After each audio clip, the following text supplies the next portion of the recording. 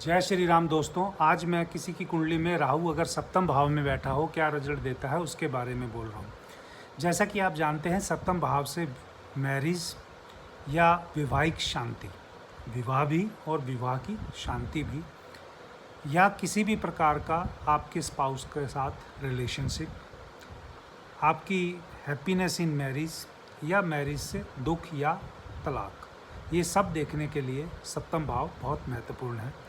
सप्तम भाव आपकी बिजनेस पार्टनरशिप के लिए भी बहुत इम्पोर्टेंट हाउस बन जाता है।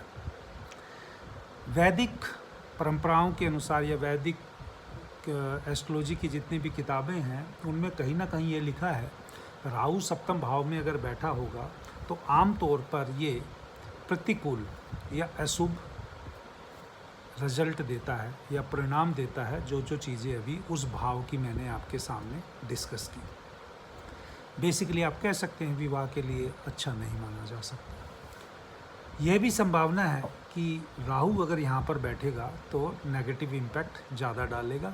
किस रूप में डालेगा कि वो जीवन में बाधाएं देगा, कठिनाइयाँ ही आएंगी, और आप ये भी कह सकते हैं जो आपकी नेगेटिव जो इन्फ्लुएंस है वो ज़्यादा और ख़राब हो जाएगा जब राहु के ऊपर कोई मैलेफिक इम्पैक्ट आता हो।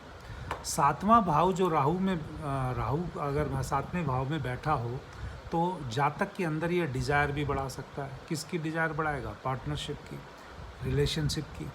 अनकन्वेंशनल तरीके से आप फॉरेन जाने की इच्छा कर सकते हैं। ये सब इसकी डिज़ायर के अंदर राहु सप्तम भाव की दुनिया में देता हुआ दिखाई देगा। तो डिज़ायर फॉर पार्टनरशिप एक कह सकते हैं, अट्रैक्शन फॉर अनकन्वेंशनल थिंग्स, आकर्षण है वो बेसिकली जो विदेश या कोई भी ऐसी करैक्टरिस्टिक का जो आप समझ सकते हैं। रिलेशनशिप के चैलेंजेस भी होंगे। कर्म संबंधित आपका जो कार्मिक है वो विवाह के प्रति या पार्टनरशिप के अंदर बहुत, या व्यापार के प्रति आपका कार्मिक है पिछले जन्मों से जो चला आ रहा है, जो इस जीवन में आपको करके देना है। इसके साथ साथ आपका ये भी है कि आप अपनी जीवन में संतुलन बनाएं और दुख जो आपकी ज़िंदगी में आएंगे उनको आराम से संघर्ष के साथ बगैर निराशा लिए हुए कंप्लीट करने का आपका कर्म लगेगा। तो बेसिकली अगर राहु सप्तम भाव में बैठा है तो इस जीवन में आप मान के चलिए कि राशि का भी फ्लेवर बहुत इंपॉर्टेंट हो जाता है, क्योंकि राशि वहाँ पर आपको किस प्रकार के परिणाम मिलेंगे वो बताएगी। पर सप्तम भाव से मान के चलिए कि आपका अपने स्पाउस के प्रति